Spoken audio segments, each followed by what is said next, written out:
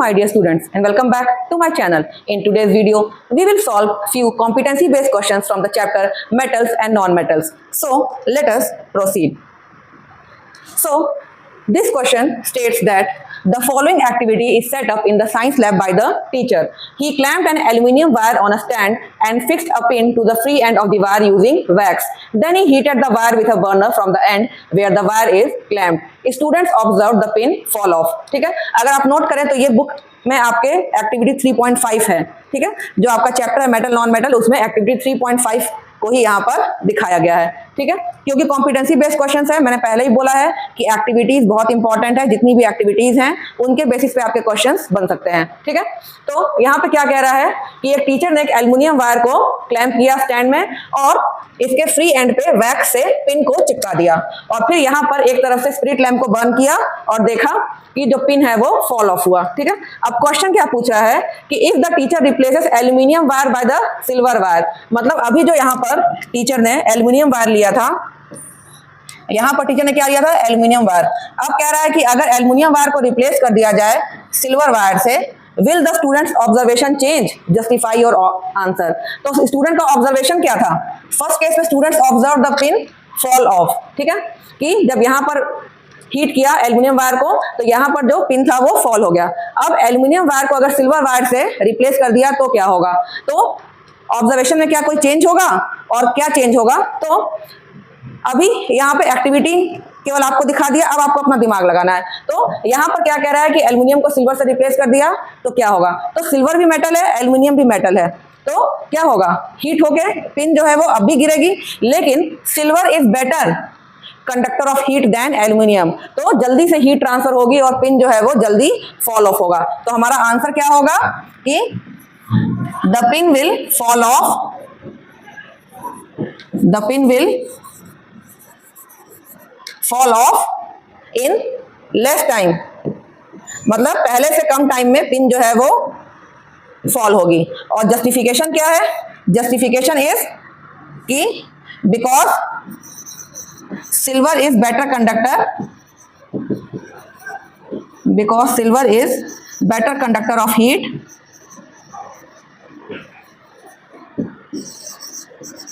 than aluminium.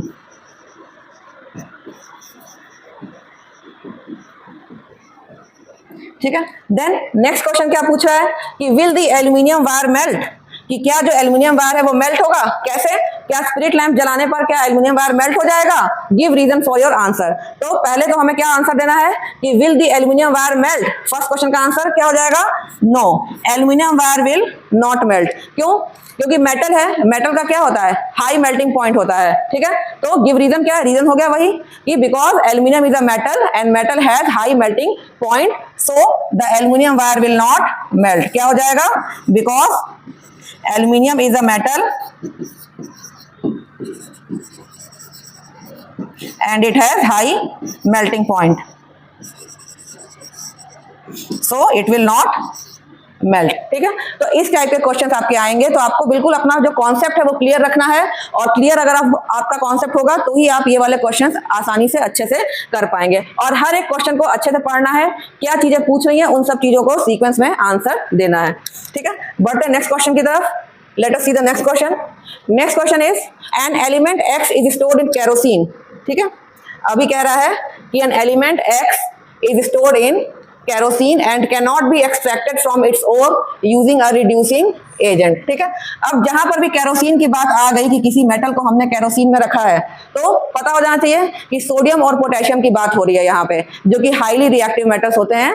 इसीलिए उनको हम केरोसिन के अंदर स्टोर करके रखते हैं, क्योंकि अगर हम उनको बाहर रखेंगे तो they will react with the atmospheric oxygen and they will immediately catch fire. जो रिएक्शन होगा वो एक्सोथर्मिक होगा and they will catch fire. इसीलिए हम उनको केरोसिन के अंदर रखते हैं. ठीक है, X forms an ionic compound on reaction with chlorine. ठीक है, तो ये भी हमें समझ में आ गया कि सोडियम या पोटेशियम की बात हो रही है.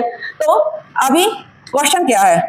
अब हमने समझ लिया कि यहाँ पर X मतलब सोडियम या पोटेशियम की बात हो रही है.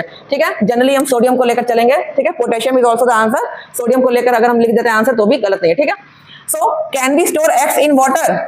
क्या जो है X है उसको हम स्टोर कर सकते हैं वाटर में? तो पहले क्वेश्चन का सवाल क्या पूछ रहा है कि पहले क्वेश्चन में कि एक्स को क्या हम वाटर में स्टोर कर सकते हैं? नो, क्योंकि अगर हम वाटर में स्टोर करेंगे उस केस में भी the reaction is highly exothermic and क्या करता है, जो सोडियम होता है वो जब वाटर से रिएक्ट करेगा it will form metal oxide and hydrogen gas, और क्योंकि हाईली एक्सोथर्मिक रिएक्शन होता है तो वो जो हाइड्रोजन गैस प्रोड्यूस होता है इट इमीडिएटली कैचेस फायर और आग लग जाती है। तो we can not store X in water, सबसे पहला है कि no we can not store X in water, ठीक है। फिर क्या पूछा है, give reason to support your answer, because X जब वाटर से रिएक्ट करता है it will form XO and hydrogen gas, और क्या है, reaction is highly exothermic, reaction is highly exothermic, so the hydrogen gas produced immediately catches fire, ठीक है, immediately catches fire। now second question में क्या पूछा है, आइडेंटिफाई द एलिमेंट एक्स, तो हमने आइडेंटिफाई कर लिया एक्स इज क्या है, एक्स इज सोडियम, ठीक है, आइडेंटिफाई हो गया। Now name the process used, ठीक है, name the process used and write the equation for extraction of X from its ore. तो प्रोसेस क्या है, इलेक्ट्रोलिटिक रिडक्शन, ठीक है, electrolytic reduction of molten chloride, ठीक है, मॉल्टन, और अभी यहां पर मेटल कौन सा यूज हो रहा है, सोडियम, तो मॉल्टन सोडियम क्लोराइड। और जब हम मॉल्टन सोडियम क्लोराइड का इलेक्ट्रोलिसिस करते हैं तो क्या होगा, जो सोडियम मेटल है क्या हो जाएगा, मेटल्स कैटायंस में कन्वर्ट होते हैं और कैटायंस माइग्रेट टुवर्ड कैथोड, तो the metal will be deposited at the cathode, और जो क्लोरीन गैस निकलेगी that will be liberated at the anode. तो यहां पे रिएक्शन क्या हो गया, Na प्लस इलेक्ट्रॉन, और क्या हो गया, सोडियम, और कहां पर, कैथोड पे, ठीक है, और जो Cl माइनस होगा ये क्या होगा,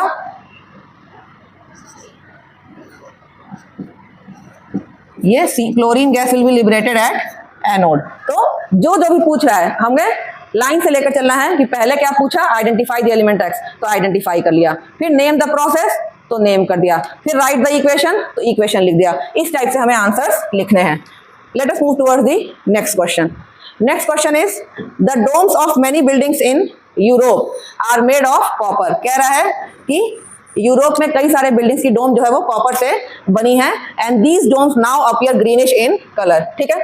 अब कह रहा है, क्वेश्चन क्या पूछा है कि why do the domes appear greenish though copper is orange red in colour, कि कॉपर का जो कलर है इट इज ऑरेंज रेड, लेकिन जो डोम्स हैं वो ग्रीनिश कलर के क्यों दिख रहे हैं, ठीक है। तो क्या होता है, when copper crores it react with the carbon dioxide present in the air and forms basic copper carbonate which is greenish in colour, ठीक है। तो हो गया इसका आंसर कि ग्रीनिश क्यों दिख रहा है, बिकॉज फर्स्ट का answer, because copper reacts with CO2 in the air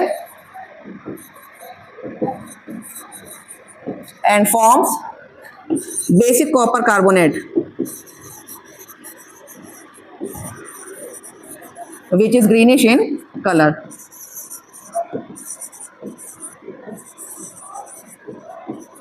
ठीक है। और ये जो ग्रीनिश है which is greenish in colour, और ये जो ग्रीनिश लेयर है यही हमें ग्रीन कलर का कॉपर का डोम जो है वो हमें दिखता है, ठीक है। Then second question, in your opinion should the copper domes be replace by iron domes to overcome the problem of change of colour of copper domes, कि क्या हम कॉपर को आयरन से रिप्लेस कर दें ताकि जो कॉपर का कलर चेंज हो रहा है वो ना हो।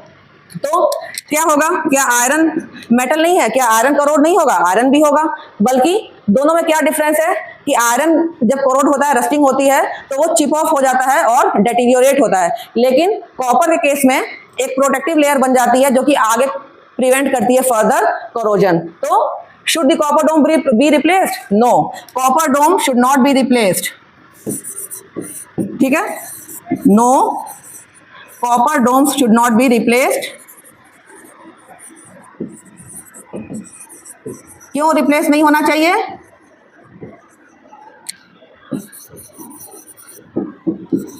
बिकॉज जो कॉपर जब करोड होता है तो उसके ऊपर एक प्रोटेक्टिव लेयर आ जाती है जो कि फर्दर करोजन को प्रिवेंट करती है, लेकिन आयरन में ऐसा नहीं होता है। Because the greenish layer formed over copper prevents further corrosion by forming a protective layer.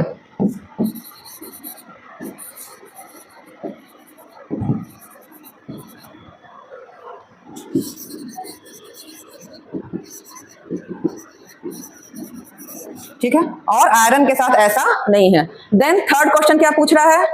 Third question कह रहा है domes used to be made from thin sheets of metals, why did the ancient architects use copper to make domes. तो अब यहाँ पर क्या बात हो रही है? Thin sheets. ठीक है, और थिन शीट्स का मतलब कि मेटल को हम थिन शीट्स में ड्रॉ कर सकते हैं और उस प्रॉपर्टी को हम क्या कहते हैं?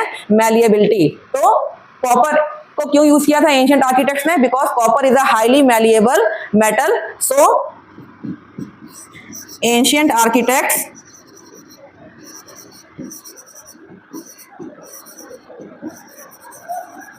used copper because copper is highly malleable metal.